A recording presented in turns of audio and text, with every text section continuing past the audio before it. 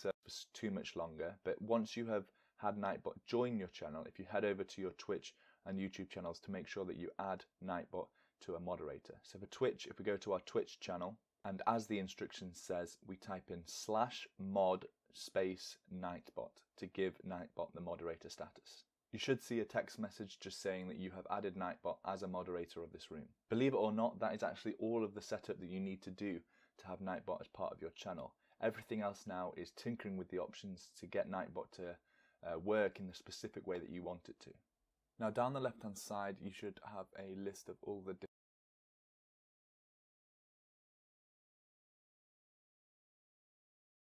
What's up guys, my name's Pete from the Gaming Careers YouTube channel, and today we've got another OBS Studio tutorial, and we're going to be talking about how you can add a scrolling music ticker into your stream. Now I'm going to be covering how to get the track and artist name from 5 different music players into OBS. So if you're using Spotify, iTunes, Winamp, Fubar or VLC, then those are all covered in today's guide. Now just before we jump into the video, it's worth mentioning that on the Gaming Careers YouTube channel here, we have a few other OBS Studio guides, and I'd recommend watching 2 of them before you watch this if you haven't already. The first one, which you can click up here, is the OBS settings guide. So that covers all things like which Twitch server to stream to, what bitrate, what resolution, what frame rate. It's really an in-detail guide covering all the different software options. The second video, which you can now click up here as well, covers things like adding scenes and sources into OBS. So things like adding your game, adding your webcam, adding your overlay and adding text. And you kind of need to know how to do all of that before we cover what we do today. If you've finished with all that and you've got all your settings correct, then let's jump into how to add a music scroller into OBS Studio.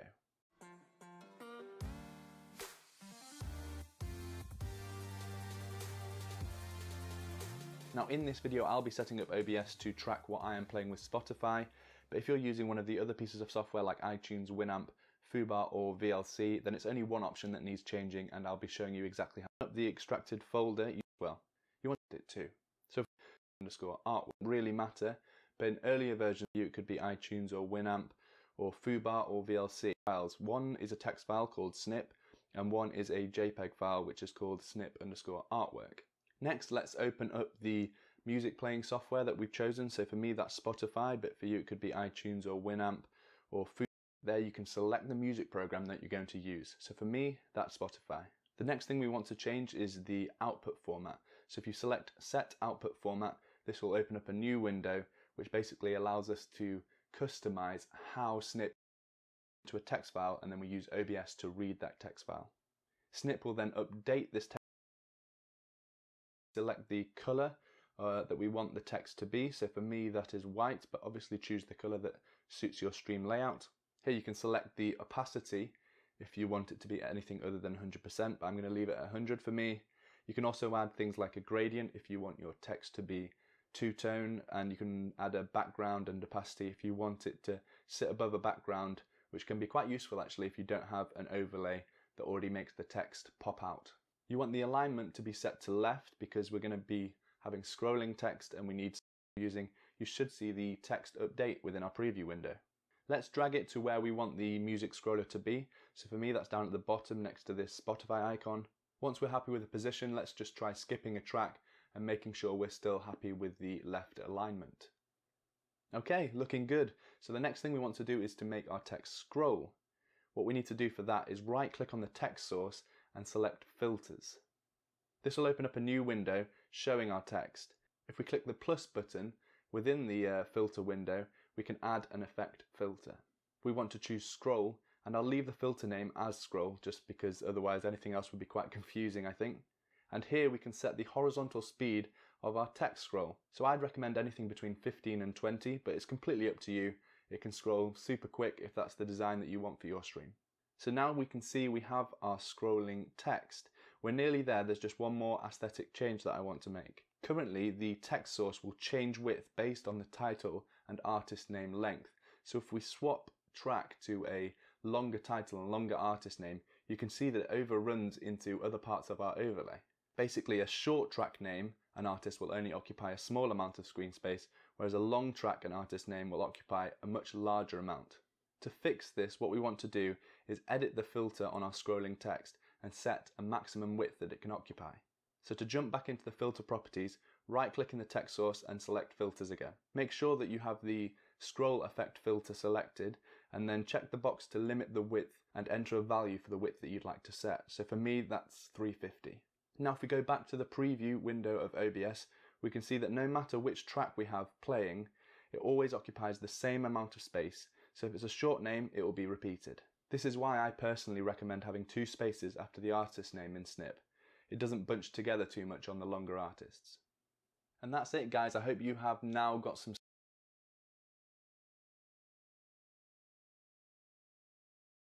I just went on my Roblox homepage and I saw a bunch of different messages from this guy named Power of the Community. Now, this is actually a new face to my channel, Power of the Community. I've never talked about this guy before, and to be honest, I didn't even know about him until around 5 to 10 minutes ago. If you did not know, apparently this guy is the leader of Bloxwatch Corporation. Now, before we start this video, I want to do a little bit of a poll. So, if you guys believe that Bloxwatch is actually fake, the entire group of hackers is just not real, leave a like on this video right now. Everyone just leave a like if you think it's fake.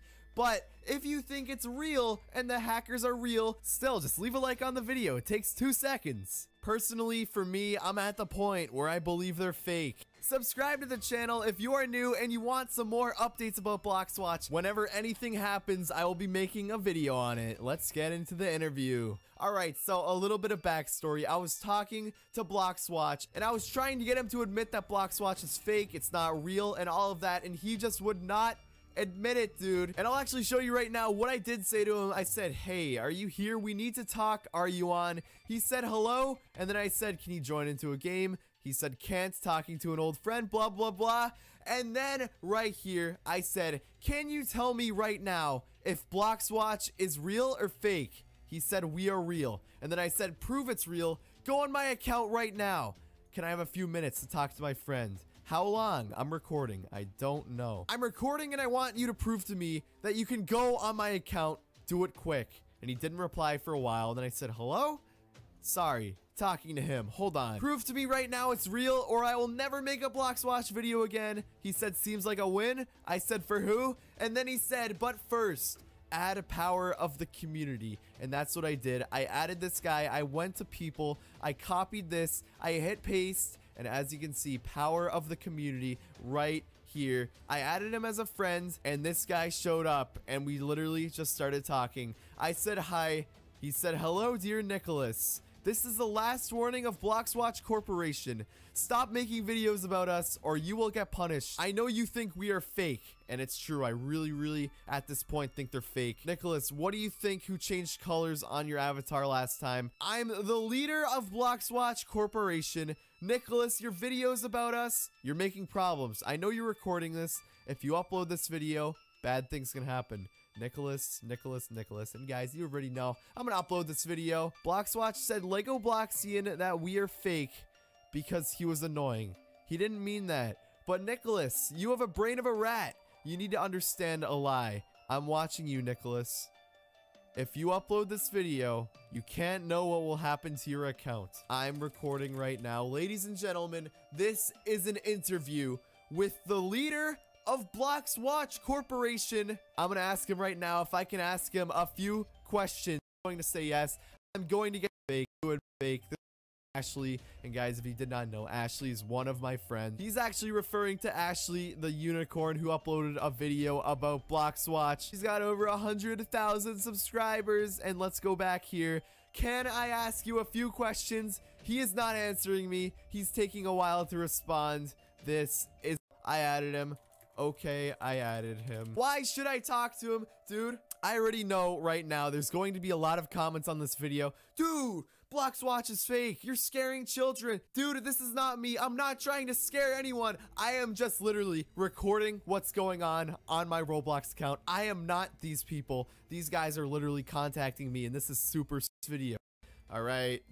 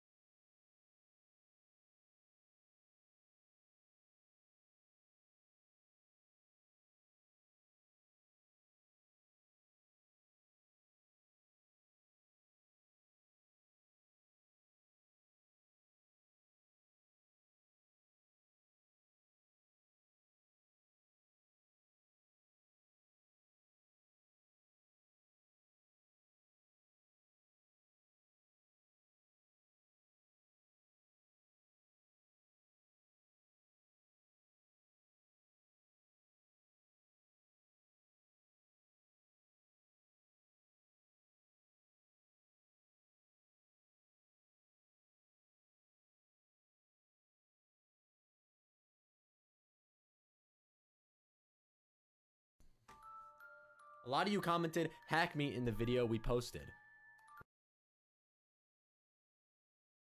Wait, what's happening on October?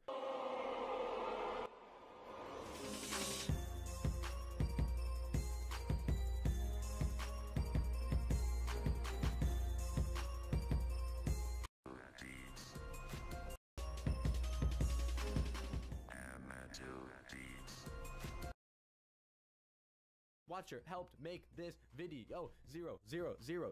Get ready. It's coming. Wait, what's happening? October. Wait, what's coming? Wait, what's happening on October?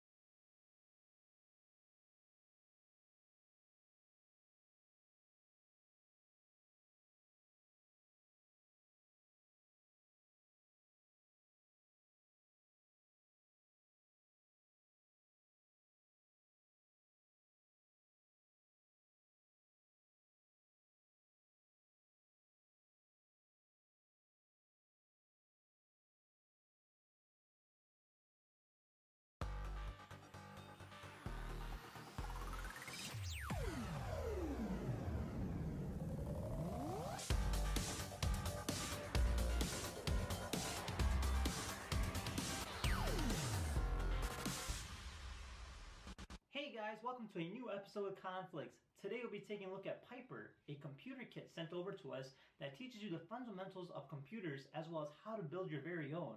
It's actually a very good, useful tool in the sense that it actually teaches you about Raspberry and a lot of cool things as far as how the screen works and so much more. Now we'll be actually looking at it in detail and actually building one ourselves, so it should be a lot. So this should be a lot of fun.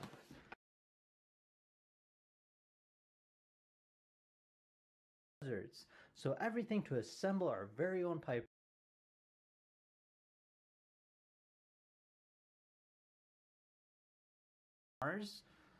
So we'll go ahead and hit start.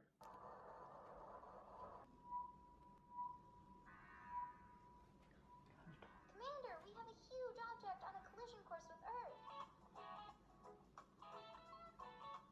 need you to check the status of the incoming object. Wake up, Piperbot! Mission Control is calling! Wake up!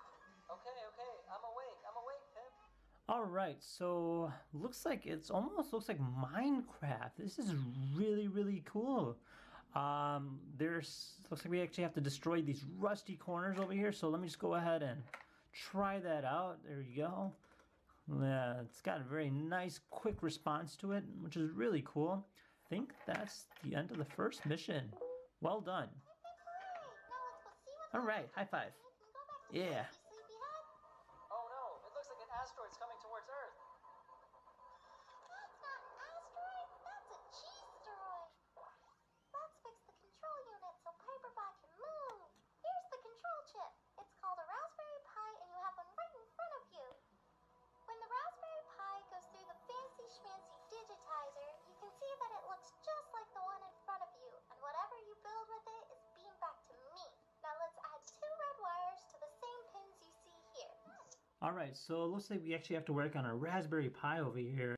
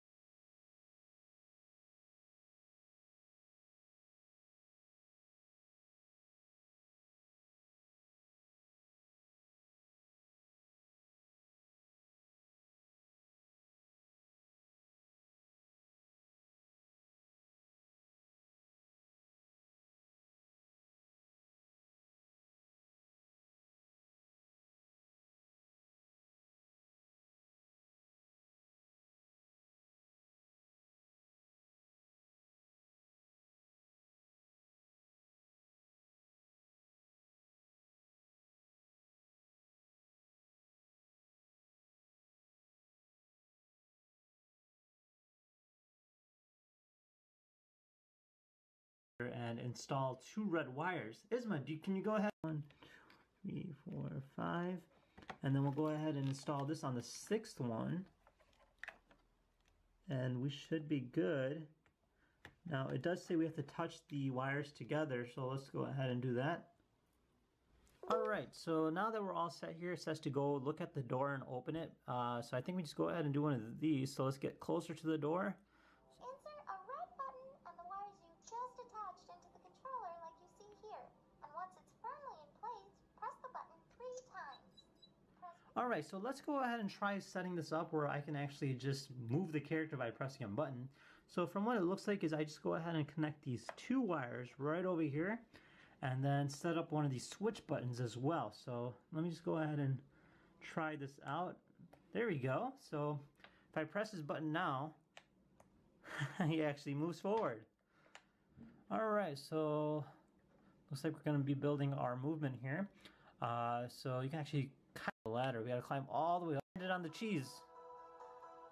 Woohoo!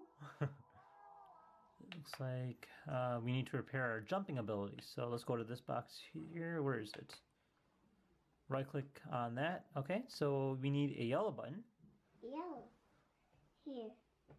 Okay, so the next one's going to be our yellow button. So can I get 2 yellow wires too, Isma? So now we're going to go ahead and repair our jump button. So the way this one works is very similar.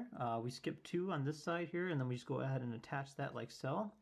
And then we just go ahead and connect that to our little board over here. Alright, so our yellow button is now officially ready and we are jumping.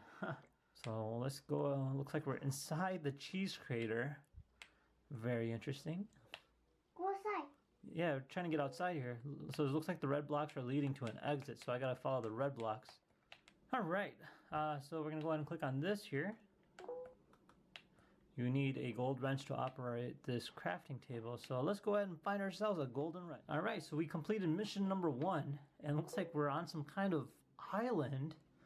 So this here is mission number 2. I'm still trying to find that golden wrench. So looks like we're on. I'm trying to find some treasure. You'll find something useful in the ship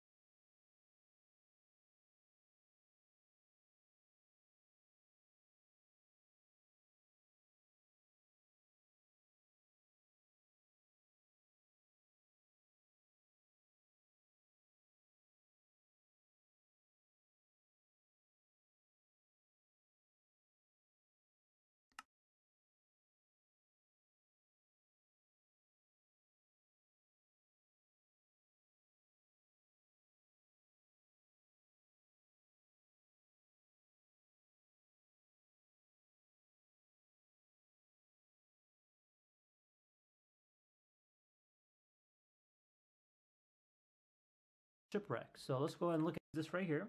So the faster it blinks, the closer we are. Try walking around a bit. It's definitely blinking faster. I think the treasure's up there. Says it must be buried somewhere in the sand. This is very difficult and I can't find the treasure. Oh, X marks the spot. That has to be it. There's a treasure. Dig 1 block below the red X. Alright, we've got the